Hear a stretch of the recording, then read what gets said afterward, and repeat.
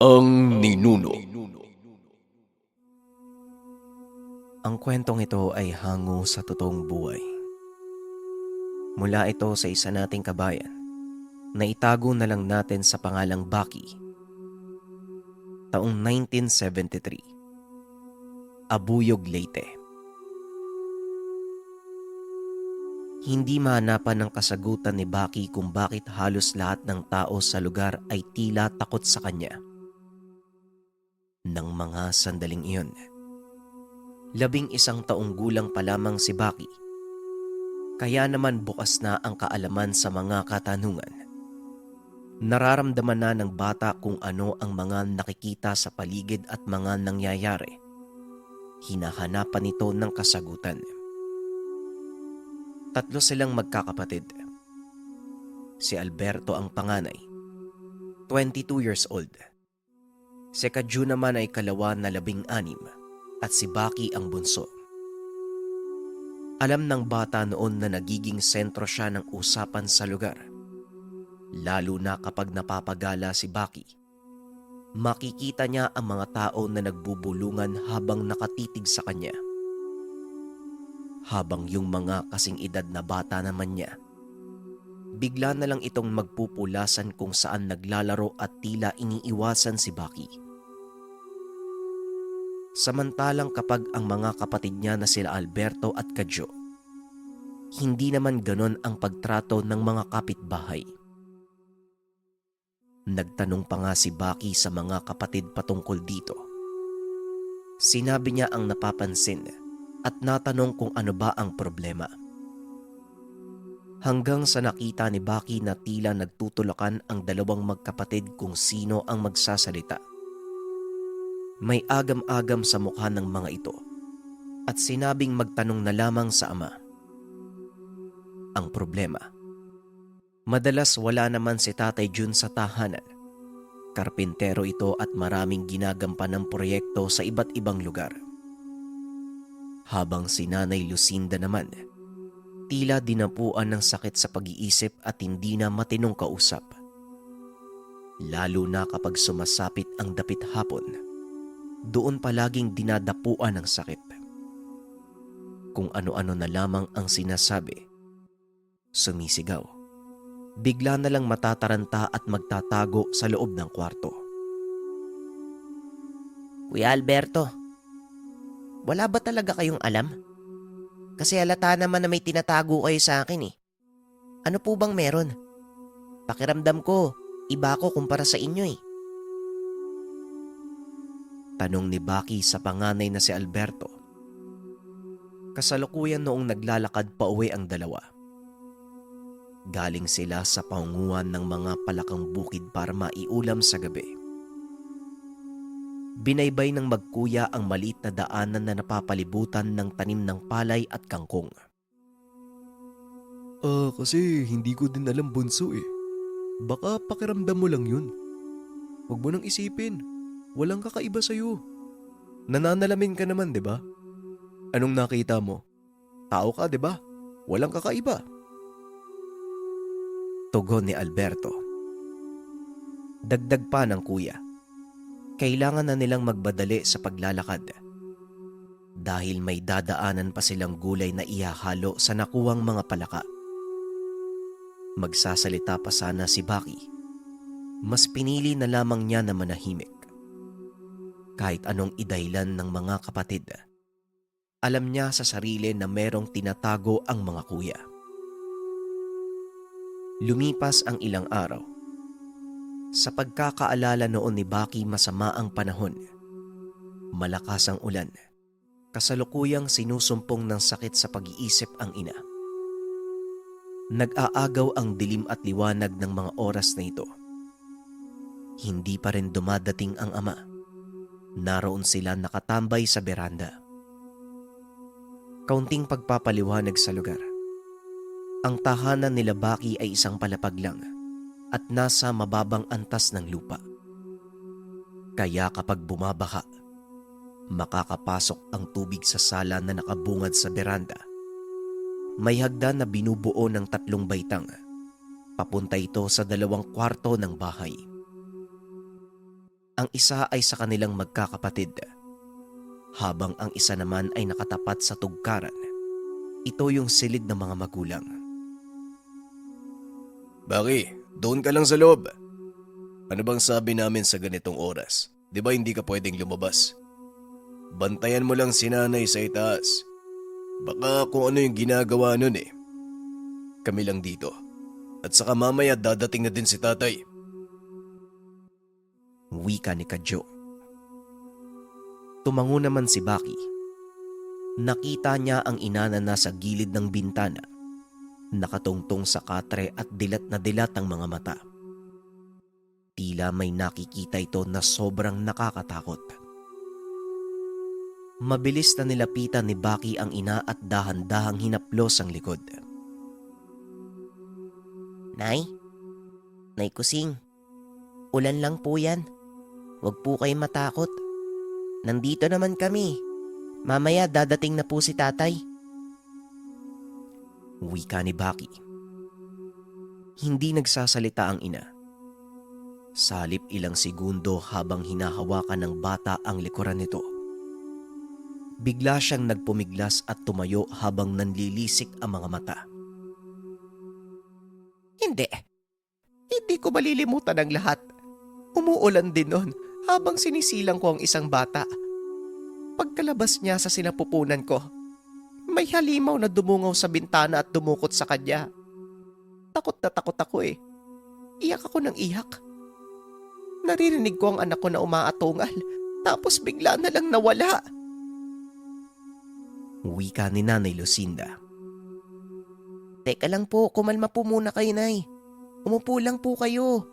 Baka malaglag ka pa dyan sa bintana eh. Tugon ni Baki sabay hila sa ina. Ngunit kumawala ito. Nagpatuloy sa pagbanggit ng mga salita na hindi niya maunawaan.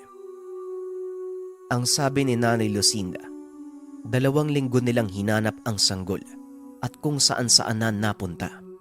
Hanggang sa natagpuan ang bata sa loob ng gubat. Pero may kakaiba doon sa bata. Alam nila nakakasilang lang nito ngunit tila meron ng sariling pag-iisip. Hindi man nakakapagsalita ngunit malikot ang mga mata. Sensitibo na tila sinasapian. Muli namang pinunan ng bata ang ina at pinakalma. Doon lamang ito sumunod sa kanya. Humiga sa kama si Nanay Lucinda habang nakatalukbong ng kumot. Hindi na bago kay Baki ang ganitong sandali sa tuwing sinusumpong ang ina. Ngunit sa pagkakataong iyon, tila mas naging detalyado ang mga katagang binabanggit ni Nanay Lucinda. May kakaibang paiwatig na lalong nagpapagulo sa isip ng bata. Inantay ni Baki na makatulog ito bago iwanan. Hanggang sa maya-maya pa bigla na lang sumigaw sa labas ng tahanan si Kadyo at Alberto. Nagulat si Baki sa sigaw ng mga kapatid dahil may nakita itong sobrang nakakatakot. Kaya naman nagmamadaling pinunta ni Baki ang mga kapatid. Nakatuon ang atensyon ng mga ito sa isang direksyon na kung saan yung daanan papunta sa gubat. Nagtanong si Baki kung ano ang nangyari. Nagkatitigan ang magkapatid. Halata sa mga ito na nagdadalawang isip magsalita. Nagtulakan pa ang dalawa hanggang sa sinabi ni Kadyo na wala na. Wala lamang iyon. Nagkatuwaan lang sila ni Alberto.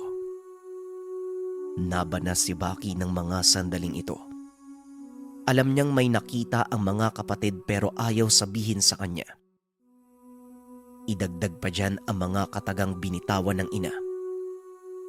Bagaman masasabing wala ito sa tamang pag-iisip, bumabagabag pa rin sa kanya ang mga narinig.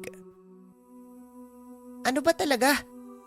Mas pinapagulo niyo yung isip ko eh. Kuya ko naman kayo. Si nanay, kung ano-ano pa yung sinasabi. Napaka-weirdo. Hirap na ako ah. Naisip ko tuloy baka hindi nyo na ako kapamilya. Wika ni Baki. Hindi niya namalayan na tumutulo na ang luha sa mata. Hindi nakapagsalita kagad si Alberto at Kadyo. Hanggang sa lumapit si Kadyo kay Baki, sinabing mahirap ipaliwanag ang lahat. Sa murang isip ni Baki, siguradong hindi ito maniniwala.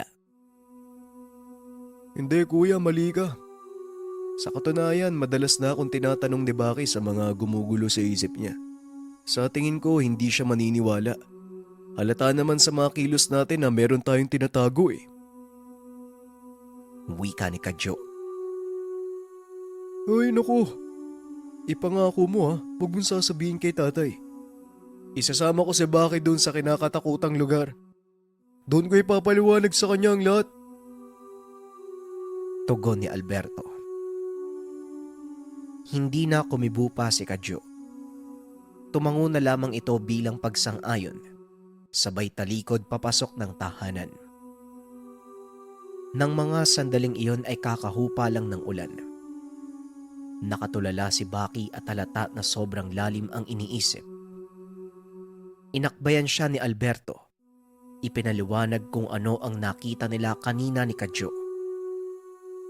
Ayon dito, madalas kapag kakasapit pa lamang ng gabi, basta umuulan ay nagpapakita ang isang nilalang na tinatawag na bawa. Sobrang bagsik ng itsura. Nakakakilabot. Ito ang dahilan kung bakit takot halos lahat ng kapitbahay kay Baki. Po, may nilalang? Bawa?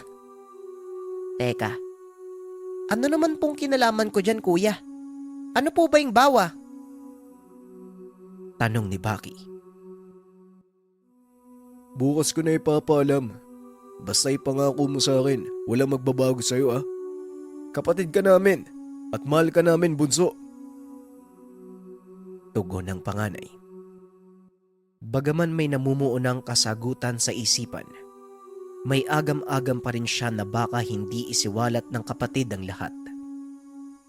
Lalo na't nakikita niya sa mga mata nito na tila naguguluhan at hindi mapakali.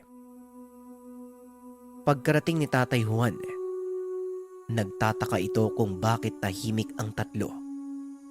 Naroon lang sa sala. Matapos makapagmano ay hindi man lang nagkikibuan.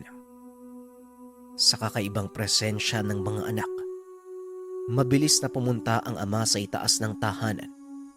Sinuri ang asawa at baka may nangyari ng masama.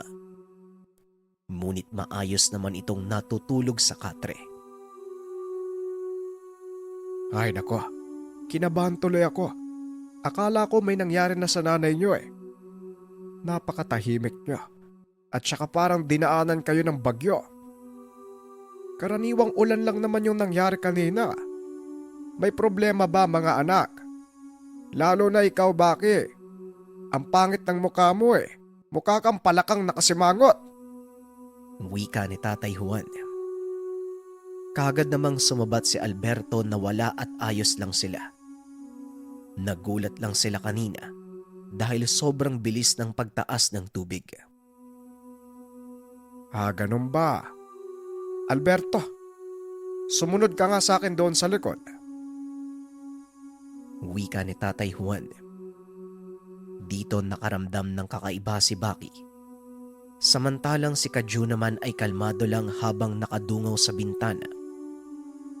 Pagpunta ni Alberto sa likod, pasimpleng sumunod si Baki. Alam niya na may pag-uusapan ang dalawa na maselan.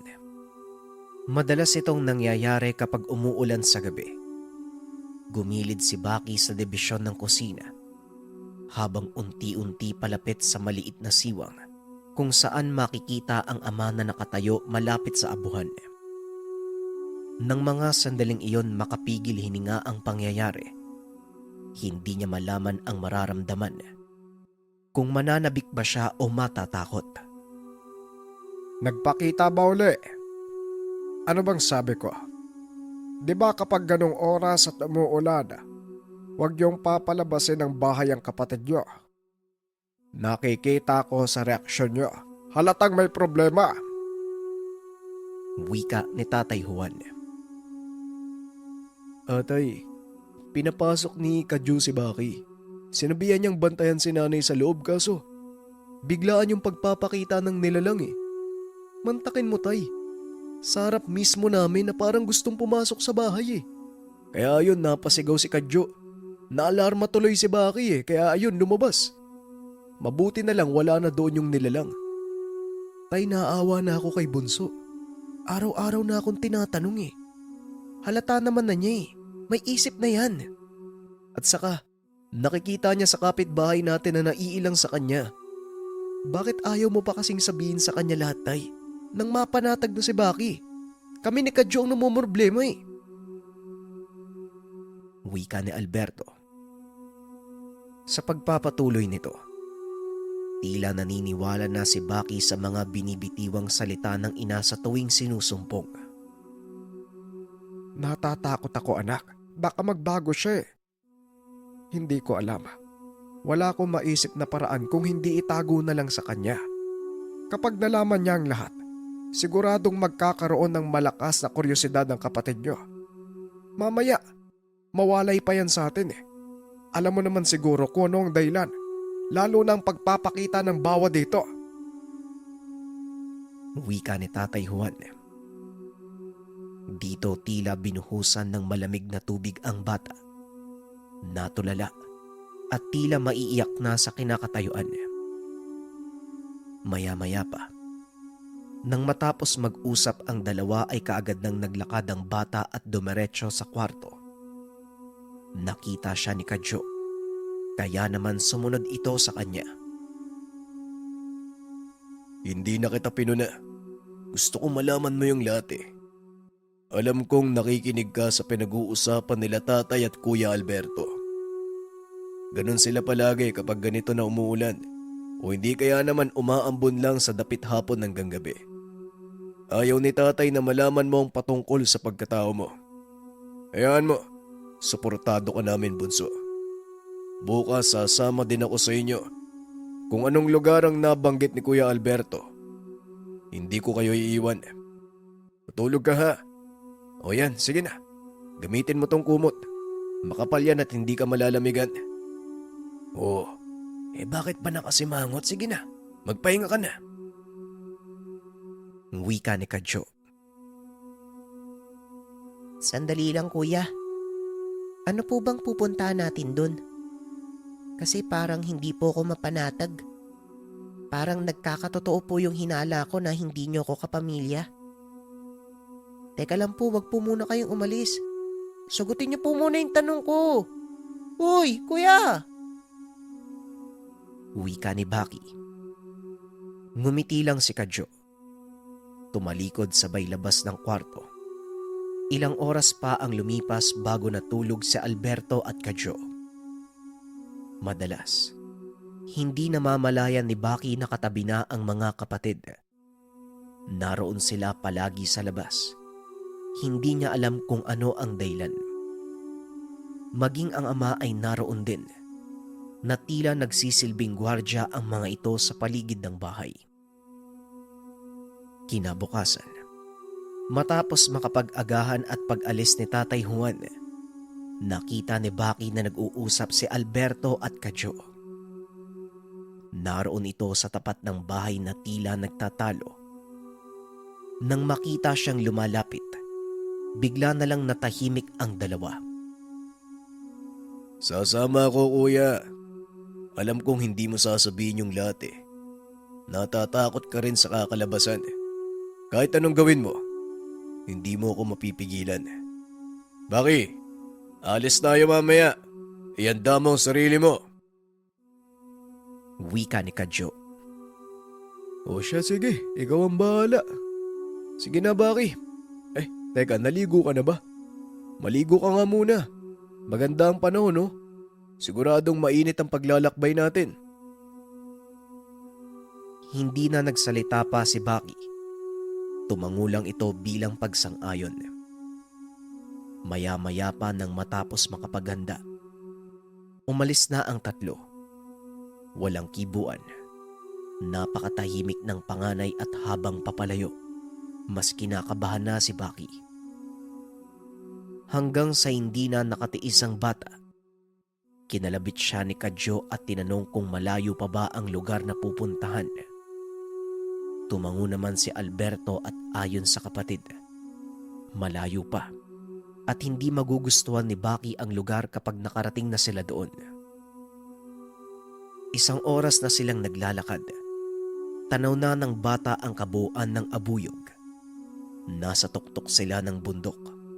Masukal at naglalakihan ang mga puno. Walang maayos na daanan. Lahat makitid at ang masaklap. Napakaputik. Kapag nagkamali ka ng kaunti, siguradong doon ka na pupulutin sa baba sa oras na madulas. Habang naglalakad, nababatid na rin ni Baki na malapit na sila sa lugar. Naririnig niya ang pag-uusap ng dalawa kung ano ang gagawin kung sakaling magpakita ang nilalang. Mabilis na naglakad si Baki upang mapakinggan ng maigi ang pag-uusap ng mga kapatid. Tuwing dapit hapon lang naman nagpapakita, di ba? At saka ligtas na tayo sa ganitong oras basta huwag tayo magpapaabot ng gabi. Delikado sa daan. Wika ni Alberto. Nagpatuloy lang sa pag-uusap ang dalawa.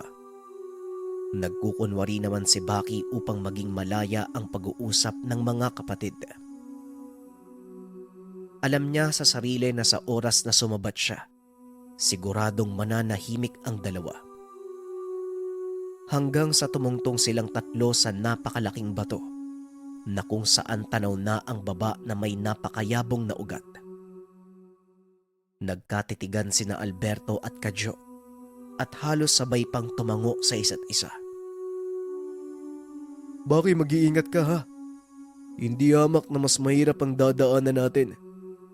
Nakikita mo ba yung makapal na gubat na yan? Sa gitna niyan, diyan namin sasabihin sa'yo ang lahat. Wika ni Alberto. Hanggang sa nagsimula na itong bumaba at ng mga sandaling iyon, sobrang lakas na ng pagkabog ng dibdib ng bata. Ilang sandali pa ay nakarating sila sa dalisdis ng bundok. Sobrang lilim ng lugar dahil sa kapal ng gubat. Nagmistula itong yungib na tila may nakatirang nilalang. Habang patuloy sa paglalakad, doon sila huminto sa pinakaliblib ng lugar, kung saan may pabilog na espasyo at may nagmumukod tanging puno sa gitna na ubod ng laki. Nakakakilabot ang lugar. Lahat ng nakapalibot na mga puno ay sumasayad ang dahon sa lupa, na tila nakayuko at sinasamba ang punong nasa gitna.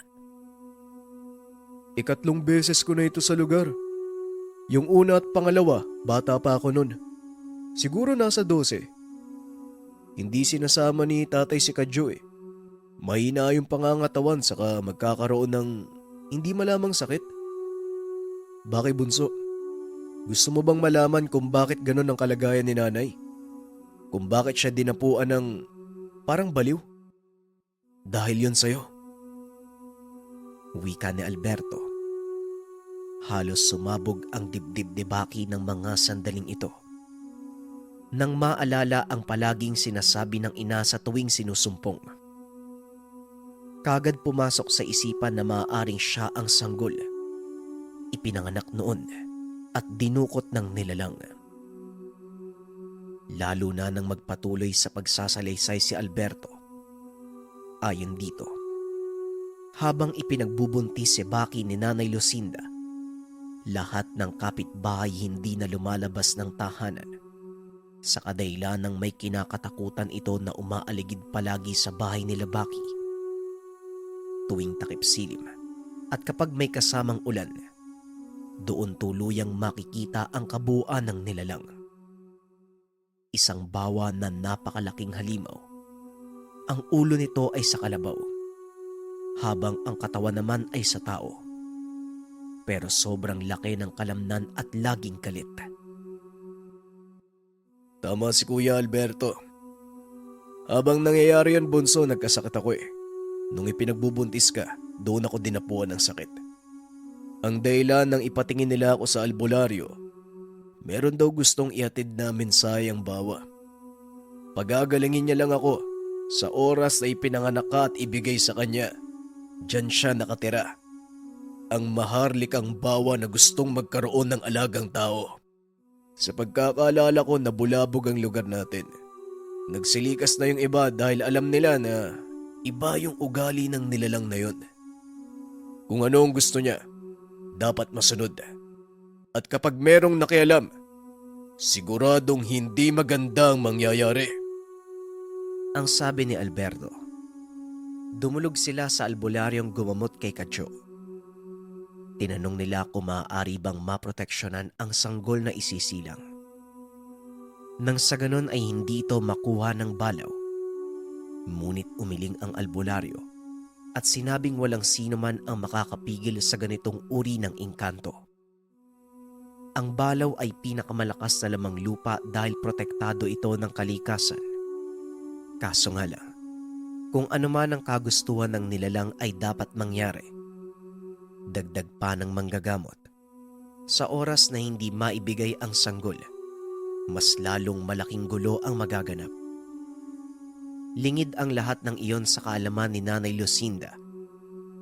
Hindi naman ito naniniwala noon kahit anong abiso ng pamilya na may gustong kumuhang engkanto sa bata.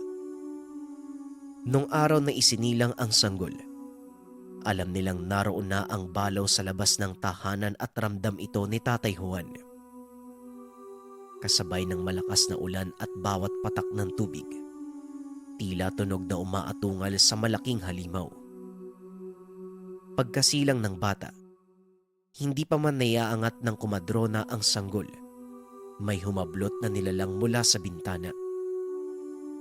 Wala namang nagawa ang lahat kung hindi manigas na lang ang katawan sa sobrang kilabot sa nakita. Wala rin kahit sino na nais tumulong sa kapitbahay upang hanapin ang bata, lalo na ang paghanap sa halimaw. Natatakot ang mga ito na baka masawi lang sa oras na makita ang balaw. Kaya naman si Tatay Juan lamang kagad ang gumalugad sa buong lugar. Hanggang sa mabilis na lumipas ang 1 linggo, hindi pa rin nila nakikita ang bata. Gusto na noong sumuko ni Tatay Juan, ngunit dahil sa pangungumbinsi ni Alberto, nagpatuloy pa rin ito sa paghahanap. Sumama na rin ang panganay upang kahit papano masuyod nila ang bawat sulok ng lugar, hanggang sa napadpad sila sa lugar kung nasaan sila ngayon. Dito nila natagpuan ang bata. Nasa gilid ng malaking puno na nakikita nila sa harapan at maayos ang pagkakalagay. Sa katunayan, masigla ang muka na nakabalot sa balat ng kahoy, ngunit napakalambot sa balat. Kakaiba noon ang presensya ni Baki. Bagaman hindi nagsasalita at nakaigalang sa kugon, ngunit makikita sa mga mata na malikot na tila may sarili ng pag-iisip. Bukod pa doon ay nagliliwanag ang katawan. Akma sanang kukunin na ni Tatay Juan ang bata, ngunit bigla na lang lumitaw ang balaw. Galit na galit ang muka na tila nais silang sunggaban. Nakikiusap ako. Ibalik mo sa amin ang bata. Bilang pagtanaw ng respeto sa iyo, balaw, gagawin ko ang lahat para maibalik lang sa amin ang bata. Kahit anong ipagawa mo, pagsisilbihan kita. Wika ni Tatay Juan. Hanggang sa nanlaki mga mata nila Alberto at Tatay Juan nang magsalita ang nilalang. Malinaw itong nagsalita, ngunit nakakakilabot ang boses.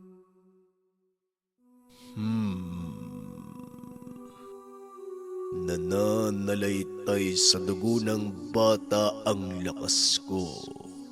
Hindi na siya nabibilang sa mundo niyo. Ano bang sinabi ko? Gagawin kong alaga ang bata. Nang sa ganun, kapag dumating ang panahon at paglaki niya, siya ang magsisilbing tagapagligtas niyo. Pero pagmamay-ari ko siya at ako ang magdidikta sa kanya ng lahat. Hindi niyo ba ako naintindihan? Gusto kong tumulong sa mga tao. Nakikita ko ang lahat ng mga kaguluhan napakana ng masamang tao, maging ng mga nilalang na kampo ng dilim. Wika ng balaw. Dagdag pa ng nilalang. Hindi niya magagawang manghimasok sa mga tao dahil isa siyang engkanto. Dahil kay Baki, magiging tulay ang sanggol upang matahak niya ang mundo ng mga tao nang walang namamagitan. Si Baki ang batang hiniling niya sa kalikasan, diwata, at mga sugo na bigyang pahintulot upang maging kasangkapan na lipunin ang kasamaan. Ang bata ay sugo na nagtataglay ng lakas ng maharlikang balaw, ang pinakamalakas na engkantong bantay ng kalikasan. Hindi nawawala ang bata at sa halip, nasa kanya lang ito palagi pero iba na ang katauhan. Nagulat si Alberto noon. Tila biglang nagbago ang pag-unawa niya sa balaw dahil ayon kay Tatay Juan ay masama itong nilalang. Pero sa mga natuklasan niya, may dahilan pala ang pagkuha ng balaw sa bata. Ito ay hindi upang gawing alaga lang, kung hindi gamiting kasangkapan na kagayan ng mga alagad ng amang may likha. Ngunit mariing sinabi ni Tatay Juan na sila lang ang magpapalaki sa bata. Kung gano'n naman pala ang dahilan, sila na lang ang gagabay. Walang mamamagitan at mananatili ang sanggol bilang itinakda. Ngunit hindi pumayag ang balaw at sinabi nito, magiging peligroso ang kalagayan ng sanggol. Maraming magkakainteres lalo na ang mga masasamang loob. Bukod sa mga kapitbahay namin, tayo lang ang nakakaalam nito, hindi ba? Palalakihin ko munang anak ko bilang normal na tao, nang makaranas man lang siya ng pagiging normal na bata. Wika ni Tatay Juan. Hindi na tao ang sanggol. Nananalaytay na sa dugo niya ang dugo ko. Kung ano ko, magiging ganon ang bata. Iisa kami. Pero hindi bueno. Pagbibigyan kita. Magtatakda ako ng panahon kung kailan siya mananatiling bilang normal na tao. Ngunit sa pagsapit ng 12 taon, sasabog sa katawan niya ang lakas. Sa panahong iyon, ako na ang mag-aalaga sa kanya. Baki. Baki ang pangalan niya. Yan ang pangalan ng bata. Huling wika ng balaw, bago'y abot ang bata kay Tatay Juan.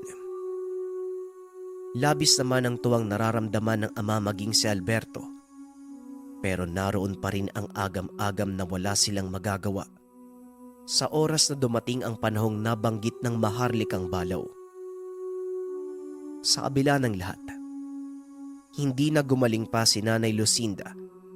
Mas lumala ang depresyon, lalo na nang malaman ang sitwasyon ng sanggol. Nang mga sandaling iyon ay hindi nakakibo si Baki, samantalang nagkatitigan naman si Alberto at Kadyo. Maya-maya pa umiyak ang bata at nagpasalamat sa mga kapatid. Ngayon alam niya na ang dahilan kung bakit tila iba siya kumpara sa karaniwang tao. Bakit naman po sobra yung pag-iingat nyo sa akin?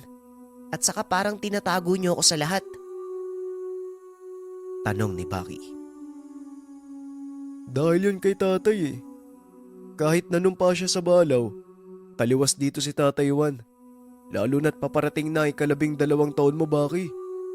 Sobrang napamahal ka sa amin eh. Napagtanto ni tatay na huwag ka nalang ibigay sa kanya. Kaya gagawin namin ang lahat. Noon nakakalapit pa ang balaw sa bahay para bumisita eh. Pero ngayon meron ng hangganan. Nakahanap ng paraan si tatay para kontrahin ng balaw at hindi makapasok sa bahay. Kaya kung mapapansin mo, sa tuwing dapit hapon, ganun na lang yung paghihigpit namin sa'yo. Dahil dito lumalabas ang nilalang. Pagpapaliwanag ni Alberto, nagulat ang dalawa nang magsalita si Baki. iba ang boses na lumabas. Huwag niyong hadlangan, lalo na't kabutihan ng dahilan. Pansarili niyong kapakanan ang iniisip niyo. Hayaan niyo ang bata na maging ganap na sugo. Wika ng balaw na ikinagulat ni Alberto at Kadyo. Galing ito sa bata. Nakita nilang nakatitig si Baki sa puno at sobrang seryoso. Hanggang sa umabante ng lakad si Baki at dito halos magtakbuhan si Alberto at Kadyo nang makita ang napakalaking imahe sa likuran ng bata habang naglalakad. Naloko na. Kung hindi ako nagkakamali, yan ang balaw. Nakikita mo ba, Kadyo? Wika ni Alberto. Tama ka. Pero paano? Di ba dapit hapon lang yan pwedeng lumabas? Tugon ni Kadyo. Hanggang sa bigla na lang huminto sa paglalakad si Baki. Dahan-dahan itong humarap sa mga kapatid. Mali ka, Kadyo. Pinahihirapan niyo lang yung bata. Mula pa nung sanggol siya, nakaanib na ako sa katawan niya. Napagpasyahan ko na hindi muna kunin si Baki. Salip, ako na lang ang sasama sa bata habang buhay. Para na rin makatulong ako sa pamilya niyo at hindi madagdagan ang problema. Ito ang kapalit. Dahil akong dahilan kung bakit nagkasakit ang nanay niyo sa pag-iisip. Hindi pagbisita ang pagpapakita ko tuwing dapit hapon at kasabay ng ulan. Yun lang ang oras para lumabas ako sa katawan ng bata. Para bantayan ang bahay niyo gabi-gabi. Natatawa ako sa tatay niyo. Ginawan pa ng pangontra yung paligid ng bahay. Ang hindi niya alam, kasama niyo ako sa bahay.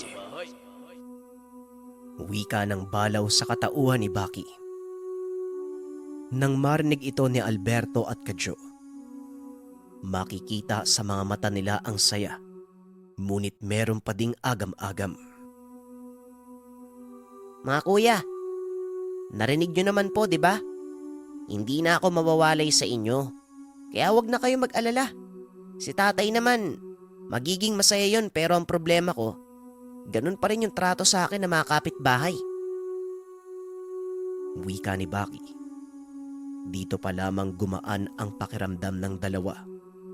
Sapagkat alam nila Baki na ang nagsasalita, hindi na ang maharlikang balaw. Ngunit ang ipinagtataka nga lang ni Alberto at Kadyo, bakit tila tanggap ng kapatid ang sitwasyon? Hindi man lang ito makitaan ng pag-aalala. Salip masigla pa at tila tuwang-tuwa. Bunso, teka.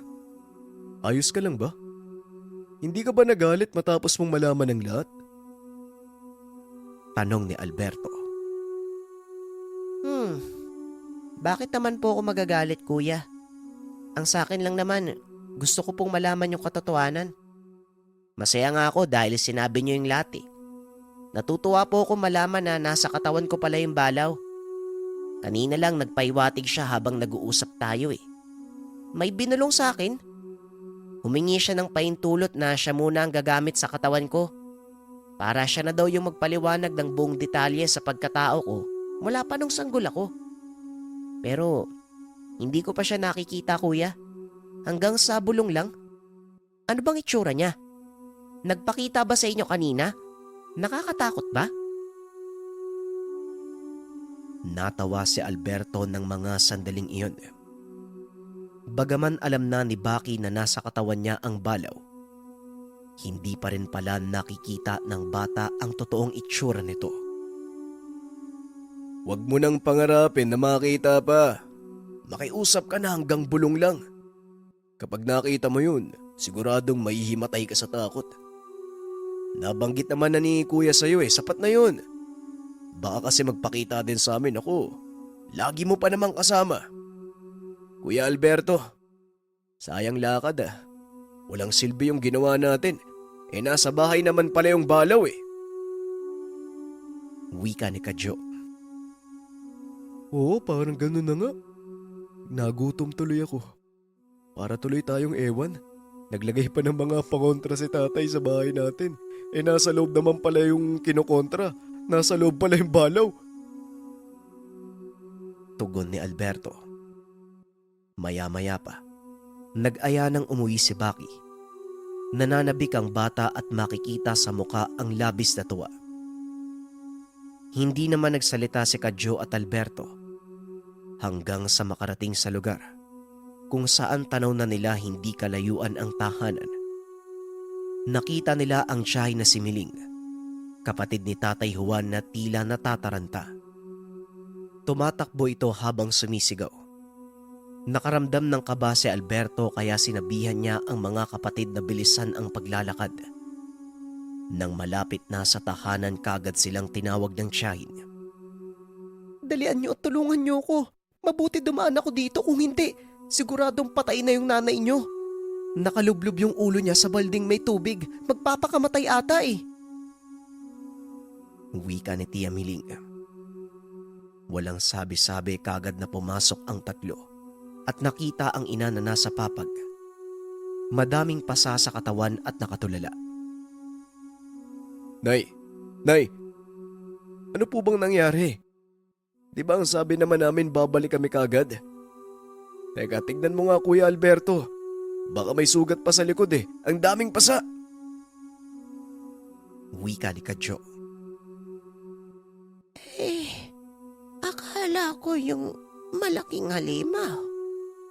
Pero hindi. Basta nakita ko dyan sa kusina. Maitim. Mukhang impacto. Tapos ganito. Nakatayo ang mga buhok. Parang gumagalaw. Wika ni Nanay Lucinda. Ano po? Baka ano lang yan, Nay. Bunga lang po yan ng pag-iisip nyo. Hindi po ba kayo uminom ng gamot? Malamang hindi kasi kayo uminom ng gamot eh. Magpapakamatay po kayo eh. Tugon ni Alberto. Hanggang sa muling nagsalita si Nanay Lucinda na ikinagulat ng magkakapatid. Sa tingin niyo ba, nagsisinungaling ako dahil may sakit ako? Tandaan niyo, tuwing dapit hapon lang ako sinusumpong lalo na kapag umuulan. Dahil ito sa halimaw na kinakatakutan ko noon pa. Yung sinasabi niyong maharlikang balaw. Maniwala kayo sa akin mga anak. Iba talaga ang nakita ko sa kusina. Dagdag pa ng ina. Sinakal siya ng nilalang at pumasok ang buhok sa bibig at ilong niya. Hindi makahinga si Nanay Lucinda hanggang sa nanlaban na ito ngunit malakas ang elemento. May sinabi pa sa kanya ang nilalang. Itinanong kung nasaan ang itinakda. Mabuti na lamang dumating si Tia Miling dahil siguradong mamamatay siya. Nang mga sandaling ito wala sa kanila ang nakapagsalita. Biglang natahimik at makikita sa muka na malalim ang iniisip. Lalo na si Alberto. Nang marinig ang katagang itinakda. Alam niya sa sarili na kung totoo man ang sinasabi ni Nanay Lucinda, ang itinakdang nabanggit walang iba kung hindi si Baki. Dadalhin na sana nila si Nanay Lucinda sa pagamutan. Ngunit bigla namang dumating si Tatay Juan, kasama ang albularyong si Ismael. Ang matandang ermitanyo na palaging pinupunta ni Tatay Juan upang ikonsulta ang kalagayan ni Baki. Ngunit nang makita ang kalagayan ni Nanay Lucinda, nataranta. Kagad nagtanong kung ano ang nangyari. Samantalang yung albularyo naman na si Ismael, biglang nagsalita. Inaswang si Lucinda. Hindi ako nagkakamali. Bakas pa sa asawa mo ang amoy ng aswang. Pero bakit? Nakakapagtaka. Umatake ng may araw. Wika ni Tandang Ismael. Po, aswang? Ang ibig sabihin totoo yung sinasabi ni Nanay. Teka, may sinabi din daw sa kanya yung nilalang eh. Nagtanong kung nasaan yung itinakda. wika ni Alberto. Siniko naman siya ni Tatay Juan at pinandilatan ng mata. Kaagad itong napansin ni Kadyo. Alam na ng binata ang ibig sabihin, lalo na nang tumingin si Tatay Juan kay Baki. Hindi nakatiis si Kadyo. Pinuna ang ama. Sinabi ng matanda na alam na ni Baki ang lahat dahil inilahad na nila ang buong katotohanan sa bata at kung saan sila nagpunta kanina. Galit na galit si Tatay Juan at nagtanong kung bakit nila pinaalam. Nag-aalala siya na baka mabago si Baki at tuluyan silang iwan. Tay, tanggap ni Baki. Nakausap namin yung balaw kanina. Matagal nang nakaanib sa katawan ni Baki yung engkanto eh. Ang pagpapakita niya tuwing hapon, hindi pala para bisitahin si Baki. Lumalabas lang siya sa katawan ni Baki para bantayan yung buong bahay natin. Sanggol pa lang si Baki, tay. Nasa loob na ng katawan niya ang maharlikang balaw. Pinaubayan niya na sa atin si Baki para hindi na madagdagan yung problema. Hindi niya nakukunin si Bunso. Ang balaw mismo ang sasama sa kanya habang buhay. Di ba nga, nasabi sa'yo ng balaw noon, kapag tumungtong sa 12 taong gulang si Baki, magiging sugo ang kapatid namin. Ikaw kasi, tay, hinahadlangan mo eh. Para naman sa kabutihan nyo ng lahat. Huwag na nating pigilan, tay. Total, hindi naman mawawalay sa atin si Baki eh. Pagpapaliwanag ni Alberto. Sumabat naman ang albularyo at sinabing tama si Alberto. Kapag ang tao ay naging alagad ng engkanto, ang engkanto ang magdidikta. Pero kapag ang engkanto ay naging alaga naman ng tao, ang tao ang magdidikta sa engkanto. Ang ibig sabihin, susunod na kay Baki ang balaw. Poproteksyonan niya ang bata sa lahat ng mga banta. Alalay ni Baki ang maharlikang balaw. Nakakamangha. Nakabaliktad na ang sitwasyon. Mabuti naman pala ang balaw eh. Akala ko noon masungit. Siguro, naawa lang sa pamilya nyo. O hindi kaya naman, yun talaga ang totoong plano ng balaw. Sinubok lang niya ang katatagan ng pamilya nyo. Kailan ba magdodose ang batang ito? Tanong ng albularyo. Ang sabi ni Tatay Juan sa susunod na linggo na. Nanlaki mga mata ng albularyo. Dapat bantayan ang bata hanggang sa araw na iyon. Kailangan itong madepensahan dahil maraming banta. Maaaring hindi lang aswang, kung hindi iba't ibang nilalang. At pwede ding mga tao na may masamang gawain o kaya mangkukulam. Dahil kapag hindi napatay si Baki, tutugisin ng bata lahat ng masasama. Isang patunay ang aswang na bumisita kanina. Dito na muna ako mananatili hanggang sa kaarawan ng bata. Habang nangyayari ito, ako na ang gagamot kay Lucinda. Hindi siya mapapagaling ng kahit sinong doktor. Kagad namang sumang-ayon si Tatay Juan. Nagmungkahi kila Alberto na sabay nilang babantayan si Baki. Ngunit sumabat ang bata. Ayon kay Baki, hindi na nila kailangan mag-abala. Binulungan siya ng balaw at sinabing hindi niya kailangan ng bantay at pauwiin na lamang ang albularyo. Mas kinakailangan ito ng mga tao kumpara sa bata na may bantay mula pagkabata. Sobrang nagulat si Tandang Ismael. Napailing at napagtanto na tuluyan ang pumasok sa diwa ng bata ang balaw upang makapagbigay abiso, lalo na't nalalapit na ang kaarawan ng paslit. Ngunit imbis na umalis si Tandang Ismael, pinili pa rin niyang manatili sa tahanan ni Baki upang matunghayan ang bata kung ano ang magiging resulta sa oras na maging ganap itong sugo. Hayaan mo ko, Baki. Tutal, ang anak ko ay naroon sa tahanan. Marunong din siyang manggamot. Pagsapit ng hapon, si Alberto at Kadyo nasa bungad na ng beranda. Samantalang si Tatay Juan naman ay nasa loob ng kwarto Sa gilid ng katre at binabantayan si Nanay Lucinda. Naroon din si Tandang Ismael at si Tia Miling. Habang si Baki naman, naroon sa sala. Nananabik ang bata dahil maya-maya lang ay lalabas na ang nilalang. Lalo pat saktong umaambon ng araw na yon.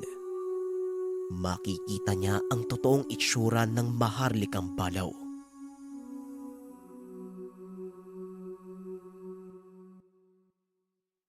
Ang Ninuno.